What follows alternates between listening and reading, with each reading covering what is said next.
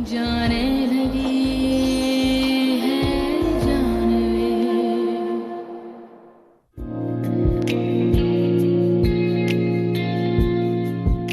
मैंने मोहब्बत के नाम पे बहुत धोखा खाया है जबरन, और ये जाना है कि मोहब्बत के ताल्लुक में अगर रिश्ता ना हो तो इसका मान और तकद्दुस सब खत्म हो जाता है। और अगर इस ताल्लुक की गवाही के लिए मैं अपनी दादी को आपके घर भेजूं तो आपका जवाब हाँ ही होगा ना?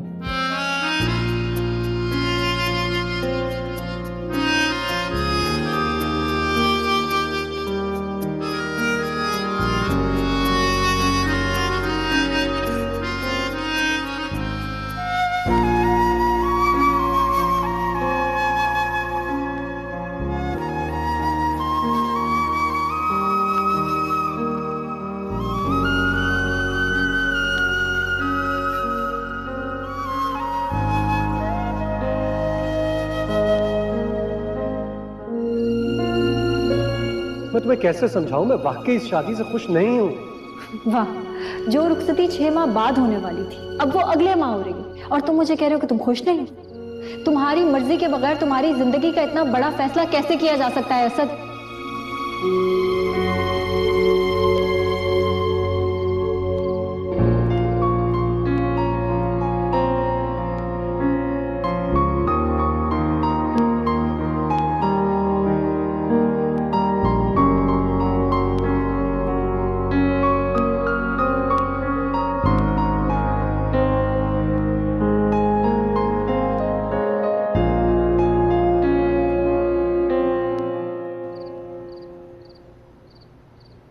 असद, तुम यहाँ क्या कर रहे हो?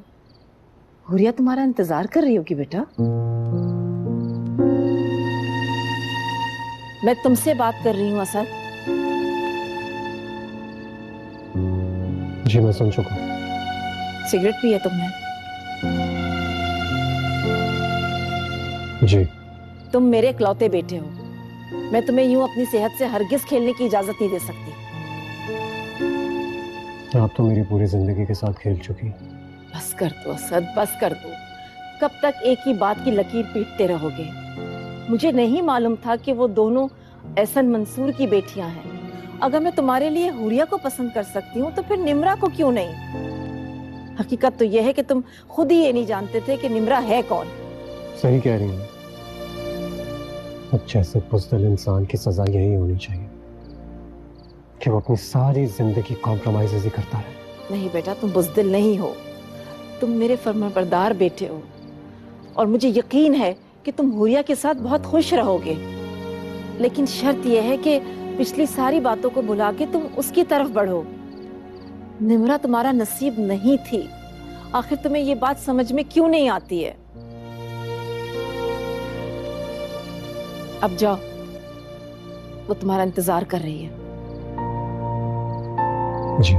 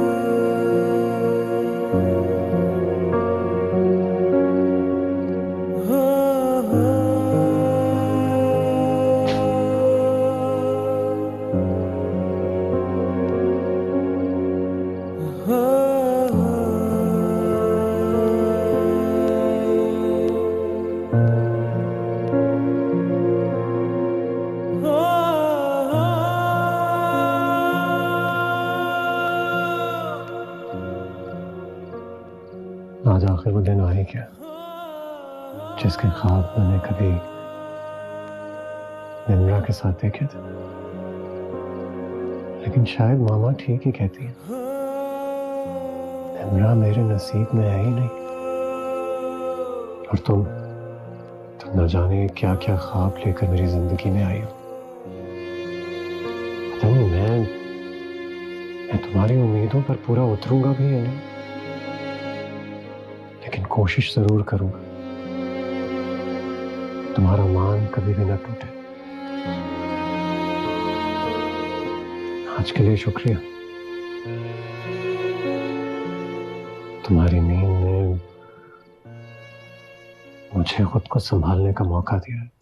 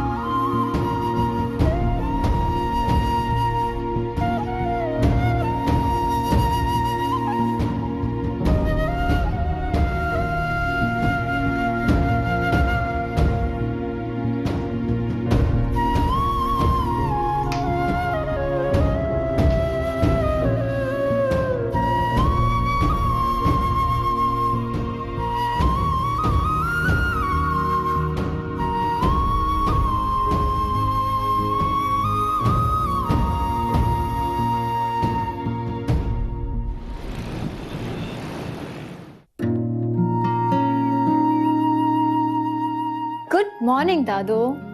जीती रहो जीती रहो। तो सलाम किया करो ना, सलाम से बरकतें नाजिल होती हैं। सॉरी, अस्सलाम वालेकुम। वालेकुम अस्सलाम।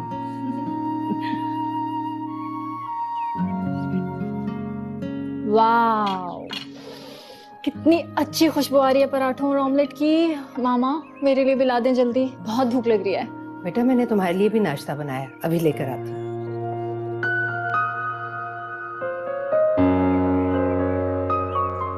मामा, ये सब क्या हो रहा है भाई? कुछ मुझे भी पता चलेगा है?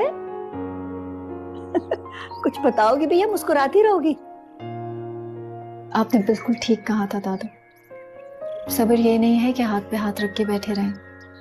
सब्र ये है कि पानी के कतरों की तरह मुसलसल सख्त चट्टान पे गिरते रहे यहाँ तक कि उसमें सुराख हो जाए। लेकिन मजे की बात तो यह है कि कोई चट्टान थी ही नहीं, सिर्फ बर्फ थी जो पिघल गई। ये लो लो बेटा। तुम्हारा नाश्ता। वाओ, गरम गरम पराठा। अच्छा मामा, अभी मैं ऑफिस जाते हुए आपको और दादू को हुरिया के यहाँ ड्रॉप कर दूंगी। इसकी जरूरत नहीं है बेटा। क्यों? मैंने तो यही सुना है कि पाकिस्तानी शादियों में दूसरे दिन का नाश्ता लड़की वालों के घर से जाता है। हाँ बेटा, लेकिन मिसेस जिया ने मना कर दिया है। क्यों दादू? बस उनके यहाँ ये रस्म नहीं है। लेकिन आपकी तो खुशी है ना। बेटा शादी के बाद अपनी खुशी नहीं, बेटी के घर का सुकून और उसकी खुशी देखी जाती है। लेकिन चलो शाबाश, तुम नाश्ता करो, ठंडा हो रहा है। इस वक्त कौन आ गया? मैं देख के आती हूँ। अरे नहीं नहीं, तुम बैठो, मैं देखती हूँ।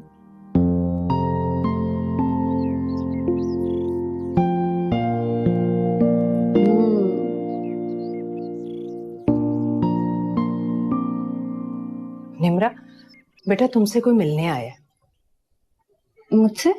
हाँ बेटा, कोई साहब हैं, कह रहे थे कि तुम्हारे वकील अंकल से यहाँ का एड्रेस लिया है। वैसे मैंने उन्हें ड्राइंग रूम में बिठा दिया, तुम मिल लो जाकर। अच्छा, मैं देख के आती हूँ। हाँ जाओ जाओ, मिल लो, शाबाश। बच्ची का नाश्ता ठंडा हो जाएगा। कोई नहीं अम्मा, आप करें नाश्ता, मैं रख देती हूँ। मैं नया बना दूंगी गरम पराठा।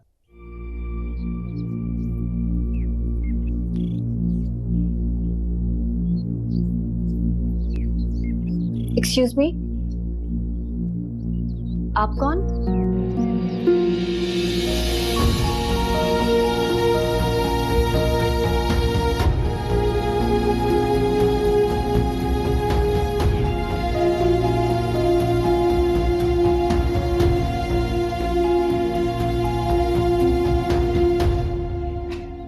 इब्राहिम, जी, कहाँ जा रहे हो बेटा? ये कोई काम है आपको मुझसे? अरे मुझे क्या काम होना है, तुम्हारे अब्बू का फोन आया था जब तुम वॉशरूम में थे, उन्होंने तुम्हें बैंक बुलाया है। ये बात मैं आप लोगों को अच्छी तरह समझा चुका हूँ कि मुझे जॉब नहीं करनी है। फिर ये मुझे रोज रोज क्यों बैंक बुला के लोगों से मिलवाते रहते हैं? बेटा वो तुम्हारे अब्बू हैं, तुम्हारा भला चाहेंगे। और मेरी भलाई सिर्फ बिजनेस करने में है। मैं जा रहा हूँ राशिद से मिलने। रुको, राशिद के साथ पहले भी तुम बिजनेस करने की कोशिश में एक दुकान गवा चुकी हो और अब फिर से। ये जरूरी नहीं कि हर बार बिजनेस में नुकसान ही हो, और ये बात आप अब्बू को अच्छी तरह समझा दीजिएगा। जा रहा हूँ। इन दोनों बाप बेटे के बीच में तो मैं थाली का बैंगन बन के रह गई। हद होती है। निम्रा, क्यों आए हैं आप यहाँ पे? मैं तुम्हें लेने आया हूँ, मेरे साथ चलो बेटा। आपने ये सोच भी कैसे लिया कि मैं आपके साथ जाऊंगी?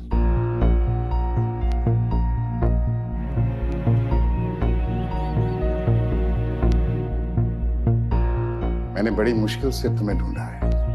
ऐसे ऐसे नहीं कहो। किसने कहा था आपको मुझे ढूंढने के लिए? मुझे आपके साथ नहीं जाना।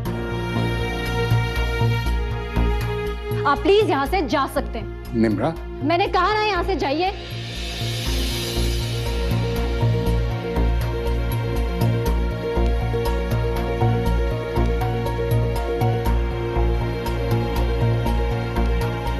निम्रा, निम्रा।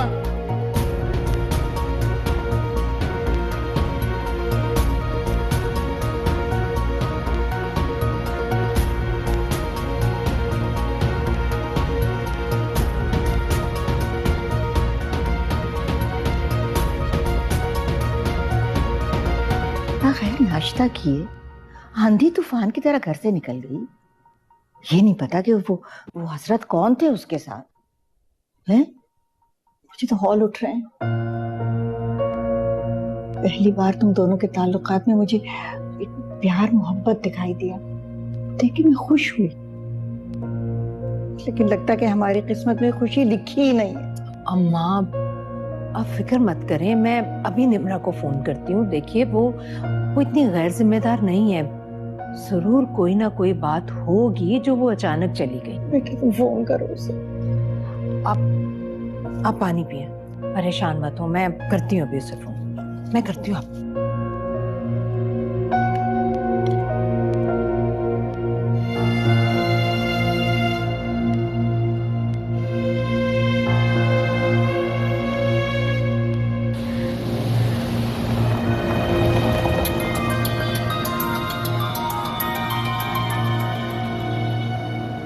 जी मामा। निम्रा बेटा, तुम इस तरह से अचानक उठकर कहाँ चली गई?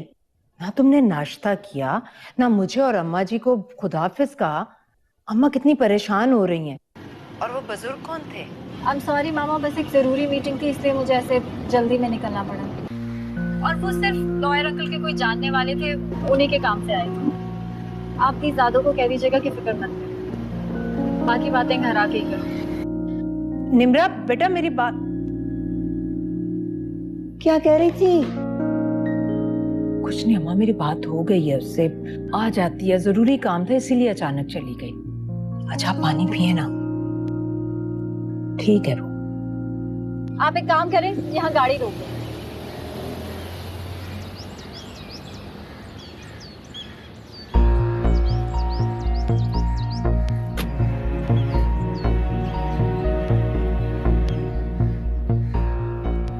क्यों पीछा कर रहे हैं आप मेरा? साहब ने कहा था।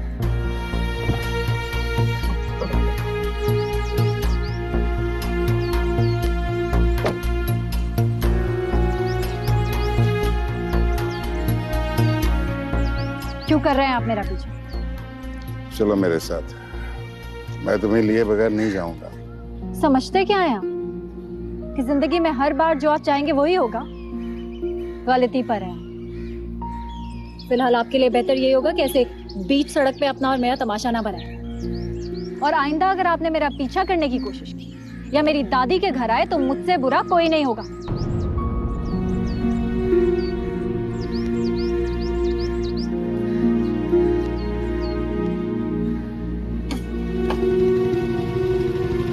चले।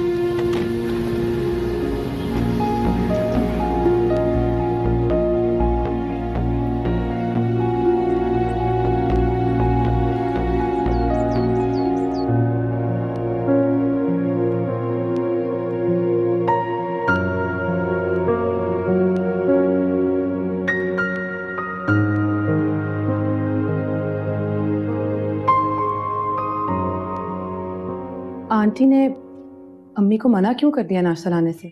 ये तो हमेशा की रस्म है। मैं क्या कह सकता हूँ, मामा अपनी मर्जी की मालिक है। और आप?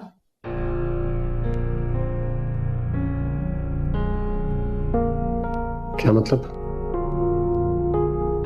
मतलब ये कि आप हमेशा अम्मी की मर्जी से चलते हैं या अपने दिल की भी सुनते हैं?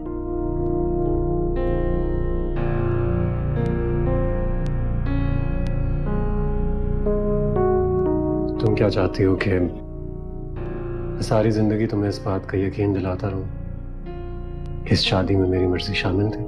अगर ऐसी बात थी तो फिर आपने मुझे जगाया क्यों नहीं? वो एक्चुअली तुम सोते हुए इतनी खूबसूरत लग रही थी कि मेरा दिल नहीं किया। शायद इसी वजह से तुमने अपना तोहफा देखा तक नहीं। देखा तो था लेकिन उठाया नहीं, क्योंकि रखने वाले ने मुझसे ये नहीं कहा कि उस पर मेरा हक है भी या नहीं। अच्छा।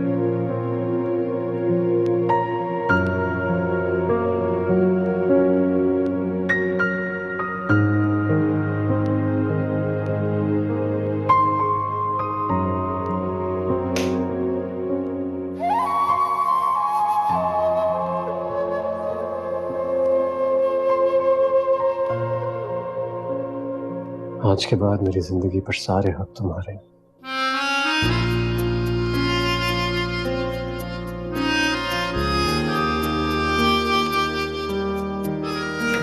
असद, अस्सलाम वालेकुम मामा। अस्सलाम वालेकुम। ये क्या बेटा, तुम अभी तक तैयार नहीं हुए? नहीं मामा, बस रेडी हूँ। जल्दी से नीचे आ जाओ, तुम्हारे मामू आए बैठे हैं और हुरिया को भी साथ लेकर आओ, होटल जाना है। मुझे वलीमे का इंतजाम बिल्कुल परफेक्ट चाहिए। जी ठीक। और हाँ हुरिया जी। तुम बरी के ड्रेसेस में से कुछ अच्छा सा पहन लेना और साथ में गोल्ड की ज्वेलरी पहनना। मैचिंग मैचिंग करने की जरूरत नहीं है। जी आंटी। आंटी नहीं, मामा। अब इस घर की दीवारों को नए रिश्तों से मजबूत करो। जी। वो आंटी, मेरा मतलब है मामा बगैर नॉक किए ही अंदर आ गई। I am really sorry. Actually मामा की शुरू से आदत है, वो कभी भी मेरे रूम में नॉक करके नहीं आती। शायद जल्दबाजी में आज वो भूल गई कि अब इस रूम में तुम भी हो। एनीवेज तुम जल्दी से तैयार हो जाओ, मैं नीचे तुम्हारा वेट कर रहा हूँ। जी।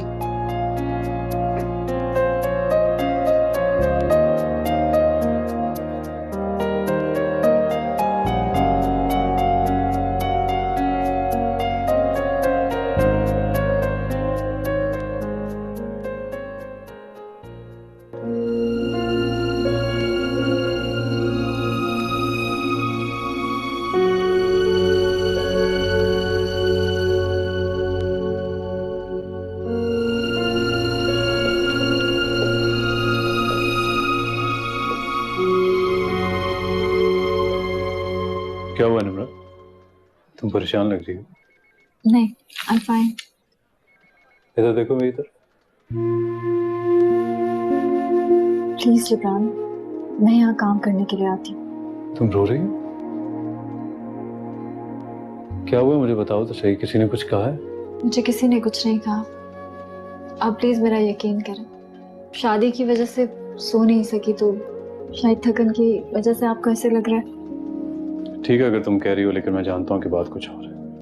और मैं ये भी जानता हूँ निम्रा कि इस मोहब्बत के सफर पे मैं अकेला निकला हूँ। तुमने तो सिर्फ इरादा बांधा, लेकिन मेरा यकीन करो कि तुम्हारी कोई भी परेशानी मुझसे अलग नहीं है। तुम जब भी चाहो अपनी दिल की बात मुझसे शेयर कर सकती हो।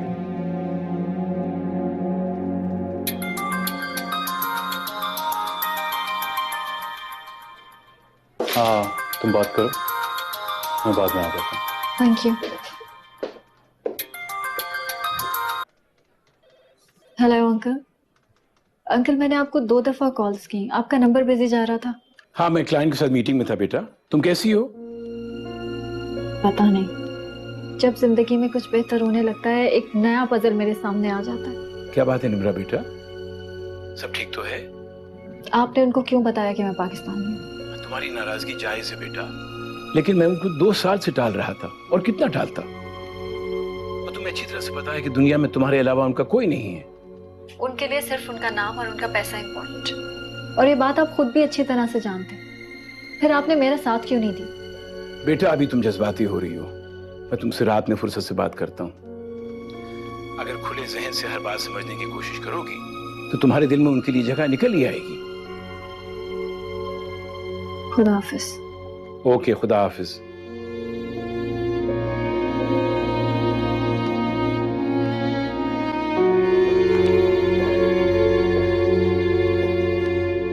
चलें? कहाँ? हमदानी मेंशन। वर्कशॉप। वर्कशॉप क्यों? मैंने तो मरियम को कह दिया था कि वो फर्नीचर्स हमदानी मेंशन शिफ्ट कर दे। और मैंने मरियम को मना कर दिया था कि वो फर्नीचर ना लेके जाए। जिसने ख्वाब देखा होता है ना निम्रा, उसकी ताबीर खोजने का सबसे पहला हक उसी का होता है। वो फर्नीचर तुमने डिजाइन किया था और उसकी प्रेजेंटेशन देखने का पहला राइट भी तुम्हारा है। एंड आफ्टर दिस प्रोजेक्ट तुम मेरी कंपनी के लिए फर्नीचर डिजाइन करोगे। I'd like to hire you. Thank you. I'm really honored. Pleasure. Let's go.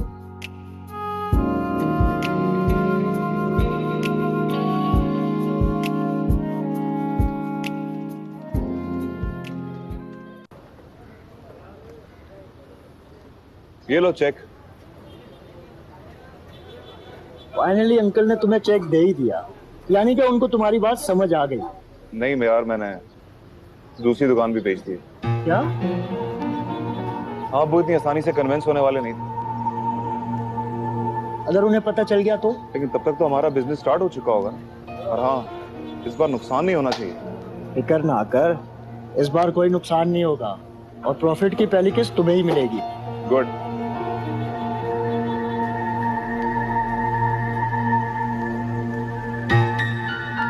यार, एक काम और करना तुमने मेरा। वो क्या है? मुझे ये बताओ कि ये किस गाड़ी का नंबर है? ये तो कोई मुश्किल काम नहीं है, अभी थोड़ी देर में पता लग जाएगा। अच्छा, थोड़ी यार। हाँ, क्यों नहीं?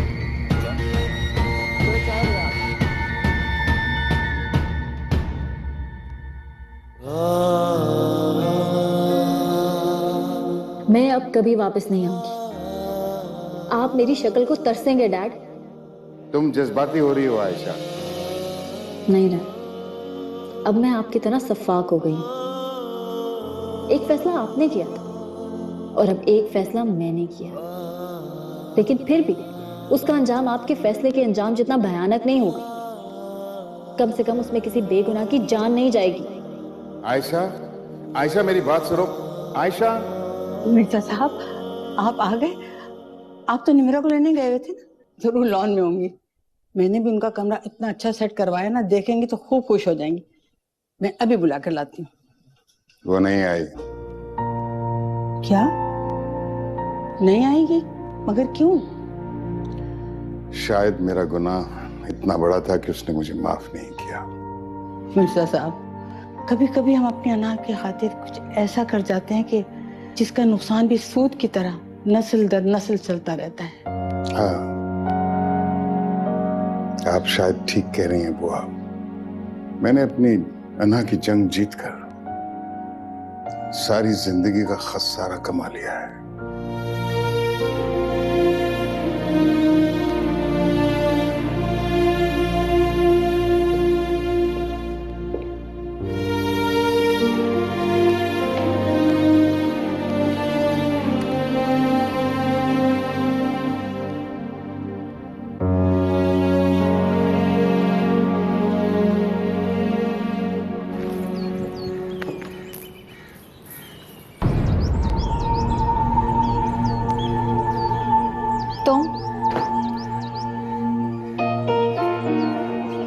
तुम मेरे कमरे में क्या कर रहे हो?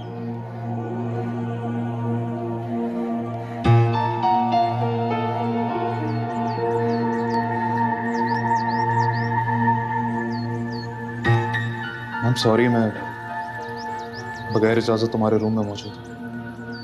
लेकिन तुमसे माफी मांगने के लिए मैं और करता भी क्या? कोई और चारा नहीं था मेरे पास।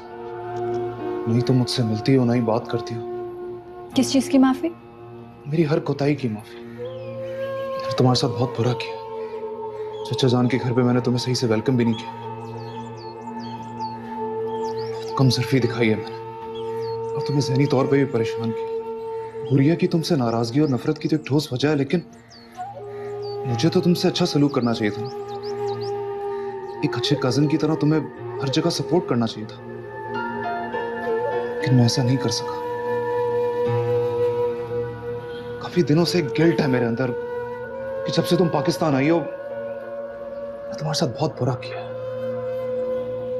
प्लीज मेरी हर कोताही को सच्चे दिल से माफ कर दो। अरे अरे इब्राहिम, ये क्या कर रहे हो? हाथ नहीं जोड़ो। जब तक तुम मुझे सच्चे दिल से माफ नहीं करोगी मैं ये बंदे हाथ नहीं खोलूंगा। इट्स ओके इब्राहिम, तुम्हें अपनी गलतियों का एहसास हो गया, मेरे लिए यही काफी। शायद जो होता है अच्छे के लिए होता है। मैं तो हर वक्त डरती थी कि हुरिया के सामने मेरी और असद की हकीकत खुलेगी तो पता नहीं क्या हो जाएगा। अल्लाह का शुक्र है कि ये खलिश तो खत्म हो। मैंने तुम्हें माफ किया इब्राहिम।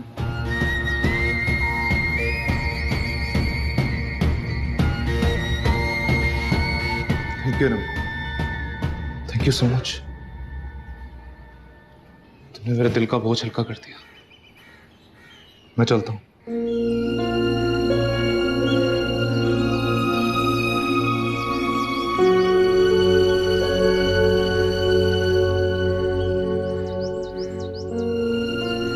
अल्लाह का लाख लाख शुक्र है अम्मा, सब कुछ खैर खैरियत से हो गया।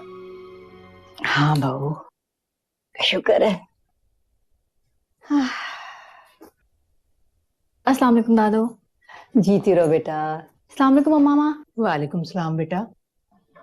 वो मुझे आप दोनों से एक बात करनी थी। अच्छा बोलो। अच्छा हुआ तुम आ गई बेटा, वरना मैं अभी तुम्हारे कमरे में आने वाली थी। खैरियत तो है ना मामा? हाँ सब खैरियत है, पहले तुम बताओ क्या बात है। वो प्रोजेक्ट खत्म होने की खुशी में जिब्रान सरमद ने मुझे, अली को और मरियम को डिनर पे इनवाइट किया है, तो आप दोनों को एतराज तो नहीं है? अरे नहीं बेटा, वो तो बहुत अच्छा लड़का है, क्यों नहीं, हमें क्या एतराज होगा। क्यों अम्मा? हाँ बेटा ठीक है, चली जाओ, लेकिन जाओगी कैसे? दादू वो जिब्रान गाड़ी भेजेंगे ना? हाँ अच्छा ठीक है, चली जाओ, लेकिन देखो रात को ज्यादा देर ना हो। जी दादू। अच्छा मामा, आप भी तो कुछ कहने वाली थी? कहने नहीं, दिखाने वाली थी। रुको एक मिनट। ये जब तुम अपने कमरे में सो रही थी ना, तो ये कोरियर वाला तुम्हारे लिए देकर गया था। ये इतने सारे गिफ्ट्स मुझे कौन भेज सकता है? वो कोई मोहिउद्दीन मिर्जा ने भिजवाए हैं। इधर दीजिए, अभी वापस करके आती हूँ मैं ये सब। ये मोहिउद्दीन मिर्जा कौन है?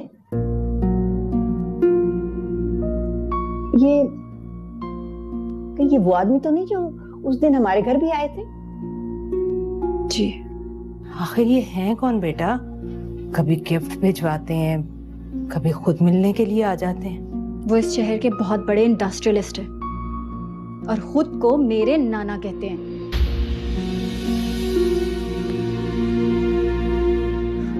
उन्हें लगता है कि मैं इन झूठे तोहफों से बहल जाऊंगी और उन्हें अपना समझने लगूंगी। बेटा तुम अपने नाना के साथ ये सलूक क्यों कर रही हो? क्योंकि उन्होंने भी मेरी मामा के साथ यही सलूक किया था।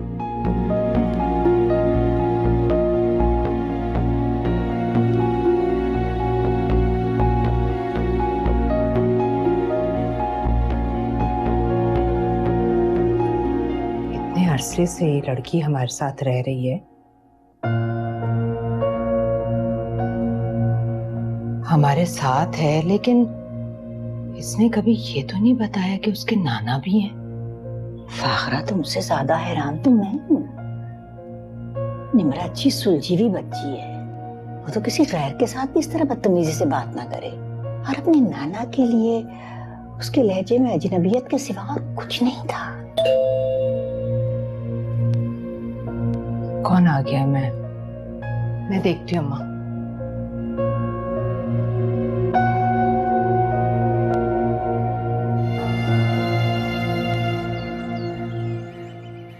अरे हुरिया मेरी जान, अस्सलाम वालेकुम अम्मी। वालेकुम अस्सलाम, कैसी हो? मैं बिल्कुल ठीक अम्मी, मैं पूरे 2 दिन के लिए रहने आई। बहुत अच्छा किया तुमने। लेकिन ये क्या अकेली आई हो? असद का है? अब वो तो अम्मी बाहर से ही चले गए। तुम्हें कब अकल आएगी हुरिया? शादी के बाद दामाद पहली बार घर आया था और तुमने उसे बाहर से भेज दिया। हद करती हो तुम। क्योंकि मैं नहीं चाहती थी कि असद और निम्रा का आमना सामना हो। निम्रा तुम्हारे सामने कसम उठा बैठी है और फिर असद तुम्हें हर तरह का यकीन दिला चुका है और अब तुम्हारी शादी हो चुकी है, तुम अब भी उसी बात को लिए बैठी। आप नहीं जानती अम्मी, जब भी मुझे ये ख्याल आता है कि असद का ताल्लुक मुझसे पहले निम्रा के साथ था, तो मुझे अपनी शादी झूठी लगने लगती और मैं इस एहसास से निकलना चाहती हूँ।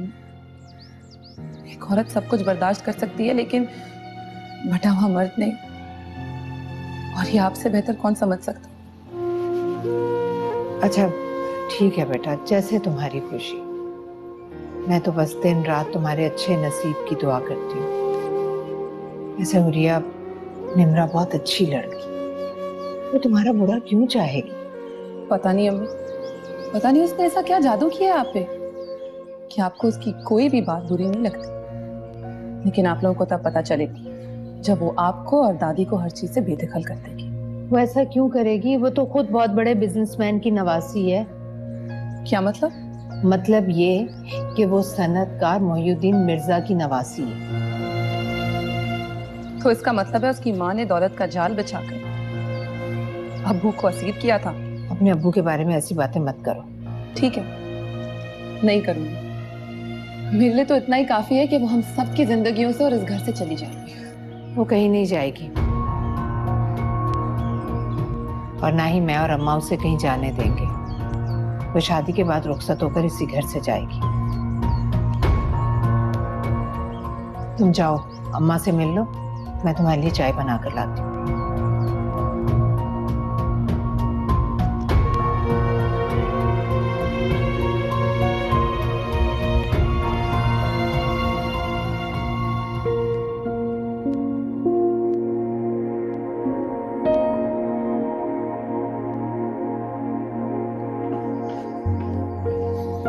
आखा, मैं जानता था मेरी बेटी नाना के बगैर नहीं रह सकती।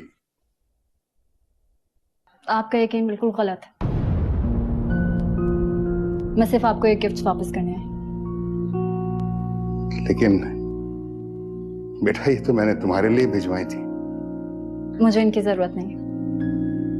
आपको अभी भी यही लगता है कि दौलत मोहब्बत का रिप्लेसमेंट हो सकती है। देखो बेटे, मैं जानता हूं तुम अपनी माँ की वजह से मुझसे नाराज हो। देखो, मैं अपनी तमाम गलतियों की तलाफी करने के लिए तैयार हूं, अगर तुम मुझे माफ कर दो तो। इस दुनिया में तुम्हारे अलावा मेरा कोई और रिश्तेदार नहीं है। तलाफी का क्या फायदा? वो तो मर चुकी और उन्होंने भी तो इसी तरह आपसे अपनी मोहब्बत की भीख मांगी थी ना। रोई थी, गिड़गिड़ाई थी। तब आपका दिल क्यों सख्त हो गया था उनके लिए? आप क्यों भूल गए थे कि आप भी इस दुनिया में उनका वाहिद रिश्ता थे? मुझे नहीं पता, शायद उस वक्त मैं अपने आप में, अपनी दौलत में इतना मगन था कि मुझे एहसास ही नहीं हुआ। लेकिन बेटा, मैं बुरा बाप नहीं था।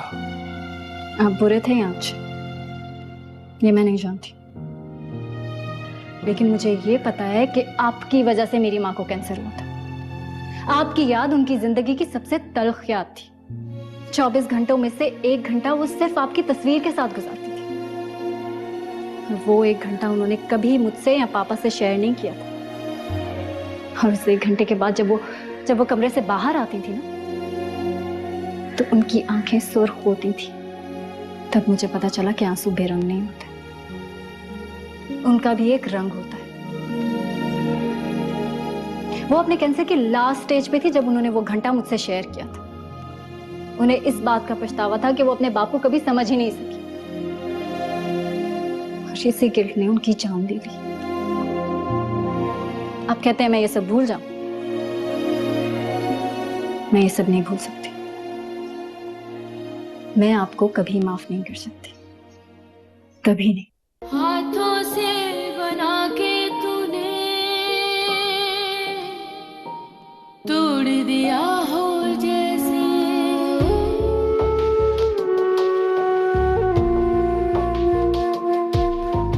नाव को भंवर में रवा छोड़ दिया हो जैसे, मिटती हुई अरमान वे ओ जान वे जानान वे हेलो। मैं अभी तुम्हें कॉल करने ही वाला था। वो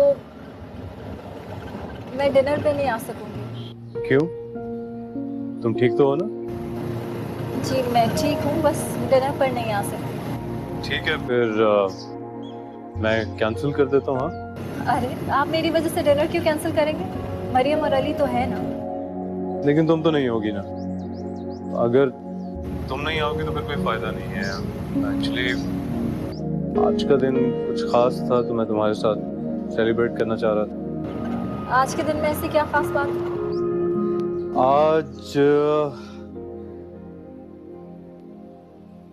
आज सालगिरह है मेरी। मुझे नहीं पता था। I am sorry. Happy birthday to you. और अगर आपका बर्थडे है तो फिर मैं जरूर आऊंगी। Thank you. मैं फिर ड्राइवर को भिजवा दूंगा तुम्हारे घर। हाँ बाय।